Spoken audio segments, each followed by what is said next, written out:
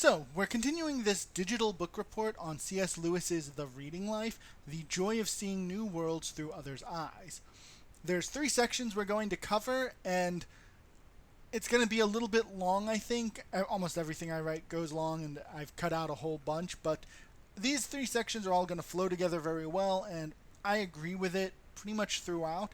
Maybe at some point we'll do a book report where I don't agree or find the topic, generally agreeable to me, and more people should read things they don't agree with. Anyway, the first section is why children's stories are not just for children. It's from Of Other Worlds, first published in 1966, and this was an anthology though, so it might have been written a bit earlier. But let's move on to talking about the meat of the first section. Here, Lewis's main point is that a children's story that only children read isn't really a good story. He says this in part because adults, if your story doesn't speak to adults, then it's not telling you something, because being an adult isn't an inherently good or better thing than not being an adult. It's a function of time, essentially, right? And adults in general should stop being obsessed with the idea that as an adult, this is something I don't do anymore. Because doing that is change, not growth. If you simply change your tastes, you haven't really grown anything. But growth would be developing an appreciation for something new, but also keeping old things that are of value. And for Lewis, these fairy stories are of value. His quote here is saying not to confuse growth with just the cost of growth. Fairy tales also aren't just for children, even though a lot of people see them and they're like, well, they're for children. And that connection, for Lewis says, is local and accidental. This is more true for when he was writing than for today, because when he was writing it, he mentioned that these sorts of stories were unfashionable in literary circles because of this accidental association of, well, we tell fairy stories to kids, so they must be just for kids. Lewis continues on saying that this is not true, and he gives two reasons. First, there's an inherent value in the creation of fairy stories. You'll probably see this if you read a lot of Tolkien's thoughts on this writing too. People just create these stories, and in these stories there are certain truths. And those truths, he says, are very similar, if not the exact same thing, as Jung's ideas of archetypes. Lewis, specifically says that the fairy tale liberates these archetypes, allowing the reader to understand themselves and others better.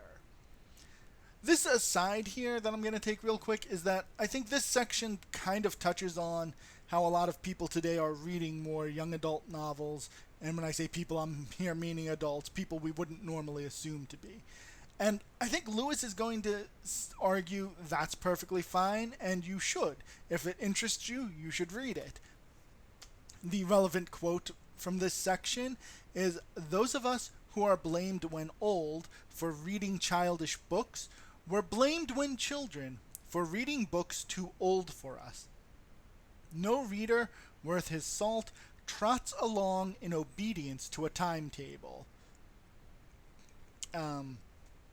Another quote in the same vein, Lewis says, "When I was 10, I read fairy tales in secret and would have been ashamed if I had been found doing so.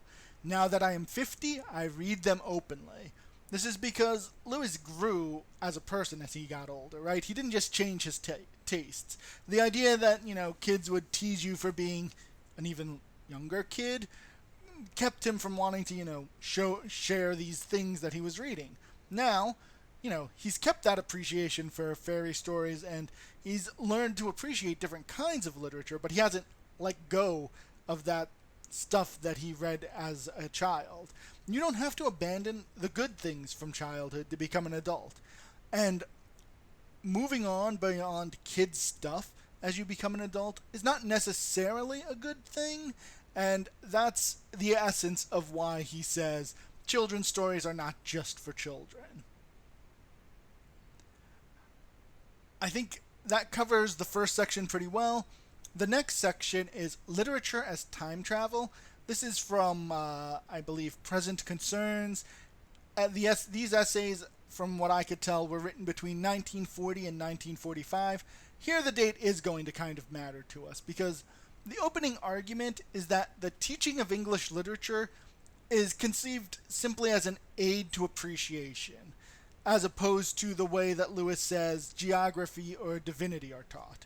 And so remember again that this is Lewis writing in the 40s, so his idea that you would teach divinity to be understood in schools is a little bit different than a modern American's reading of this. So it is different, but just remember the time and author, and you can understand why it's used. So Lewis says, again, yes, we need to teach students how to appreciate literature, and literature is a great tool to reinforce grammar. But that's not all it is. You can't simply teach literature so that people are like, oh, that's a pretty sonnet, right? The true aim of literacy, he says, ties us back to this idea that we covered in the first part of this book review. What is a true reader? And that brings us back to the theme that we're going to touch on constantly throughout the rest of these sections, is that you see new worlds through other people's eyes. And the quote here from Lewis that really hits most of this is that the true aim of literary studies is to lift the student out of his provincialism by making the spectator, if not of all, yet of much time and existence, discovering what varieties there are in man. Again, literature is now not just to understand something or to, appreciate it. It's to discover, it's to learn, it's to observe time and existence. History, for Lewis, wasn't enough to do that, because history, as Lewis saw it, lacked that personal touch, that perspective. So if you're a modern reader, that might strike you as a little odd, and that's why I wanted you to take into account that it was the early to mid 1940s when this was written, because the type of history that Lewis is more familiar with is a very traditional style of history, as opposed to what we have now, which is new history, or I think it was the French Nouvelle Histoire, that does try and put a focus on individual stories beyond just that great man theory of history. What do we talk about? Well, we talk about Napoleon because he was important. We talk about the Revolutionary War because we can view these big events, right? New history, or social history, is this idea that you get into a lot today, where you have different kinds of social studies. Some people might say that it's kind of a branch off of the Marxist theory of history, and there might be some truth to that, but we're not going to go into the theories of history here. But that's why, when you hear that, just remember that Lewis doesn't view history through that same social historical lens, just because of the time that he was writing. And we can't really knock him for not being up to date on this new theory of history that didn't really solidify, I don't think, until probably about maybe 20 years or so after he wrote this. And even if, Marx is fairly, I don't want to say contemporary with Lewis, but is something that Lewis would have been familiar with, C.S. Lewis, as a, Christian in the 1940s United Kingdom, probably isn't going to be giving a lot of credence to a Marxist reading of history. Still, that's all just a sidebar to get us back to the idea that, the kind of history that Lewis is talking about studying here is different than the history that you or I got in middle school and high school. So let's get back to Lewis's 1940s era of history, where we'll just go give the quote again. The true aim of literary studies is to lift the student out of his provincialism by making them the spectator and discovering what varieties there are in man. So what does that all mean? Lewis has a metaphor because, as I mentioned, Lewis has loads and loads of metaphors, and they'll come in all the time. He says that the gold behind the paper currency is to be found almost exclusively in literature. And I really love this metaphor because here, history is just paper currency. It's got no value without the gold of literature to back it up, right? So it's just like your own, like if you look in your wallet, you have a dollar bill. And why does that dollar bill have value? Well, because somewhere, if you go back far enough, there is hard currency backing up that dollar bill. And literature is that for history, according to Lewis's view here. This is where we get into that whole time travel bit, right? Because here he's saying, history is all good and all, but the only thing that's giving it value is literature. You learn about history by reading these things people have written, be they, novels or whatever you're reading. That's the currency to history. It gets you into someone else's head, their perspective, and you can learn about people who lived decades or centuries before you from this. And there we go. That kind of closes out this second section here. But there's one thing he did mention that's just a fun side point. It's kind of a footnote for me. Lewis says that the student who has been brought by good and therefore mutually disagreeing teachers to some point, This is a really neat idea here. That the idea that these teachers are good because they mutually disagree. There's value for students in being met with competing ideas that a student has to navigate.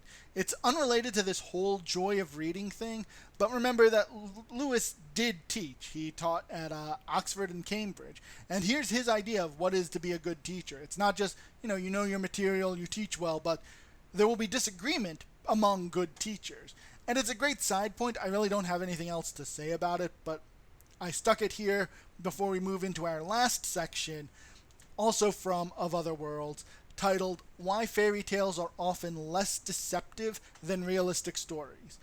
Now, for those of us who, we've lived through 2020 or so, we don't really need much convincing that sometimes reality is stranger than fiction, but let's get into a breakdown of the argument, and part of this is because Lewis starts with probably the most personally insulted and offended sounding quote I've found in anything I've read by Lewis, where he says, about once every 100 years, some wiseacre gets up and tries to banish the fairy tale.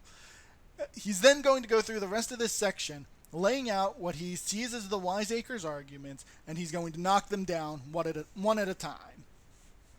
First argument that he pulls up is that these fairy tales, these stories, the wiseacre argues, gives children a false impression of the world, and Lewis disagrees, and the thrust of this entire book is that reading gives you a new perspective on the world you can't have had before, even fiction or fairy tales. And so when Lewis says that he can think of no literature that gives less of a false impression of the world than fairy tales, we kind of have to break down what he means by that. He says that fairy tales never deceived him, and he means that in the following sense. Kids might like to believe in fairies or elves or those sorts of things when they're really young, but they also have a very clear idea of what is and isn't real as they get older, and the lessons or truths inherent to the fairy tales, those are the things that Lewis is saying never deceived him. He's saying things like, it's not the scary stuff or the fantastic stuff. It's that, if you're good and true, you can overcome, or that it is better to be good and true than to be false and evil. Those truths, those morals or Aesops or whatever you want to call them, that's what Lewis is saying he was never deceived by. Which leads us right into the next argument put forward, is that, fairy tales are just escapism. And as both someone who enjoys playing games, clearly reads a lot of fiction, and also I run games for people, the idea that escapism is inherently bad bothers me, and I'm going to sort of piggyback off a lot of Lewis's arguments here as well. Lewis asks, do fairy tales teach children to retreat into a world of wish fulfillment instead of facing the problems of the real world? Again, you've got the title of the book, so we know the answer is going to be no. And Lewis is going to specifically compare fairy stories to what he calls boys' books or girls' books, which are a specific kind of school story that was popular in England at the time, which he views as distinct from children's books, because children's books are for generally intended for younger readers and are a little more fantastical. If you don't know what a school story is, they're kind of those boarding house kids stories, like new kid goes to the boarding school, makes new friends. These are the classic English realistic stories for kids. They're the kind of stories that the Chronicles of Narnia pretends to be before the fantastic element shows up. So the comparison here is that the difference for someone reading these stories between, you want to go through the looking glass and you want to compare that to these school age, school story fantasies. And Lewis talks a little bit about what these school stories might be about, such as like foiling a spy, taming a wild horse. The pleasure of these school stories, he says, are they're flattery of the ego, right? They're something, that is conceivably doable in the real world, and the reader projects themselves into that story, right? Like, you could be the cool kid. You might be able to do whatever that kid did in that story. And if you're talking about the catharsis, Lewis is saying here the catharsis you get from these school stories are different than the ones that you expect to get out of a fairy story. Because for fairy stories, what you're getting is more of a longing than a feeling, he says. A child here, let's get the quote from Lewis right here. A child does not despise real woods because he has read of enchanted woods. The reading makes all real woods a little enchanted. Fairy stories and escapism, and here we're talking about healthy doses, right? We're not talking about like plugging into a lotus eater or whatever the modern equivalent would be. So, fairy stories stir and trouble the reader with the dim sense of something beyond his reach, and far from dulling or emptying the actual world, gives it new dimension or depth.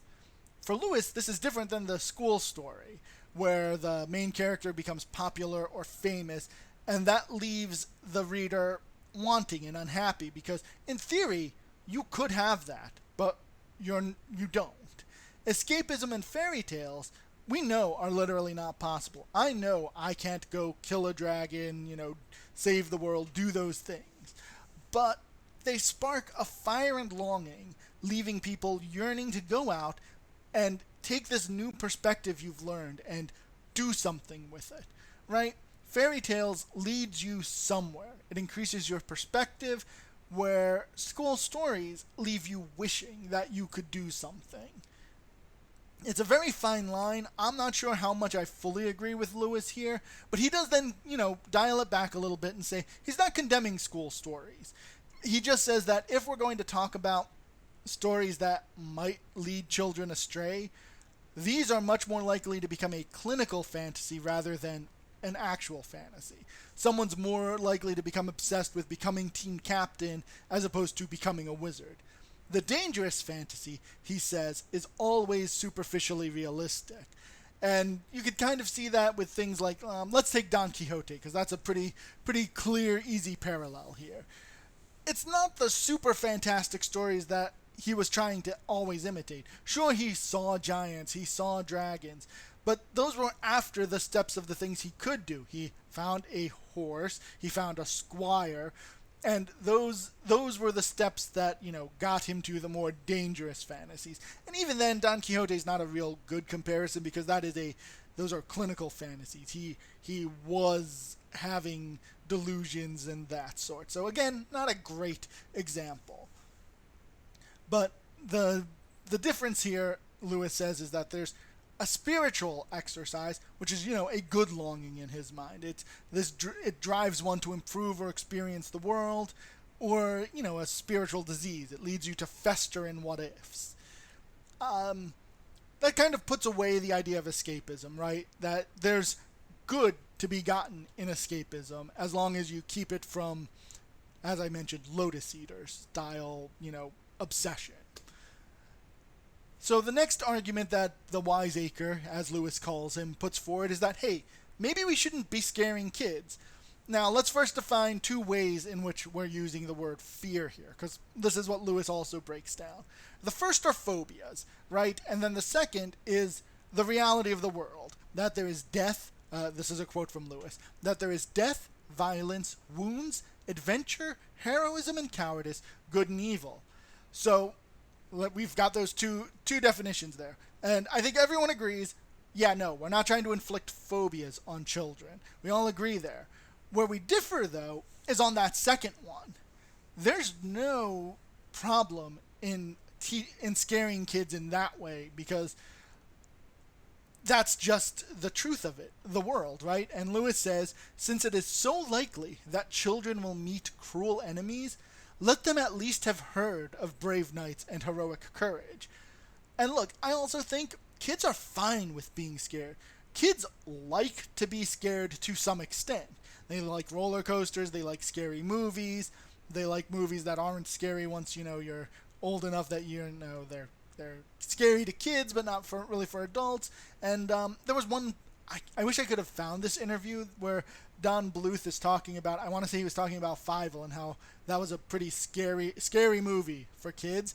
And he basically said, and if he didn't, and this is all just an urban myth I'm repeating on me, but he basically said, you can tell a kid as scary a story as you want, so long as that by the time you get to the end, it's like a fairy story, right? You get to the end, it's wrapped up neat in a bow, and everything is fine. You could scare them as much as you want up to that ending. And that's why I think I'm in this Lewis Bluth camp of, yes, it's fine. You can scare kids with scary stories. Lewis says, and when he's talking about the modern reformer here that we should all be standing against, he's talking about the modern reformer of the time he was writing. He says, let there be wicked kings and beheadings, battles and dungeons, giants and dragons, and let villains be soundly killed at the end of the book. Nothing will persuade me that this causes an ordinary child any kind or degree of fear beyond what it wants and needs to feel. And now, this doesn't get into the very sticky part of, in the real world, sometimes evil wins. But like Lewis said, we know that as adults. We are fully aware that the world is flawed and not perfect. And so it is best to arm children with these concepts that are going to help them deal and cope with that reality. Not only that, I think that kids learn very quickly, and I don't deal a lot with kids, so this might be wrong, but I think kids learn very quickly what is a story and what isn't true, and so they learn, this is it's okay to be afraid of this because it's not real, and then you can sort of put the fun fear away when you're ready to move on to do whatever else is next in your day. So let's bring this to a close, because all three of these sections focus on reading fairy stories as an adult and why it's important for children to do the same. So for most people, this section probably isn't really that hard to follow. And that's because all of Lewis's arguments you're hearing probably are very boring and kind of old hat to you, because for most people, we've grown up in a society that, to a greater or lesser extent, has either accepted these arguments and, given them the thumbs up, like, yes, we agree that is true, or are at least familiar with them. There's really not much to add here, right? Why do we do these things? Because it lets us have a better view of the world. The next set of sections deal with books in general. These are probably less interesting to talk about, so we might end up skipping a few of them and going on to further sections that are more interesting for us to, talk about. But here we go. The next sections, assuming that everything goes as planned, are the case for reading old books, on the role of the marvelous, growing up amidst a sea of books, and the last section will be on encountering a favorite author for the first time. And that should cover everything for next time. I know this went long, but eventually I'll learn how to write short. And thank you.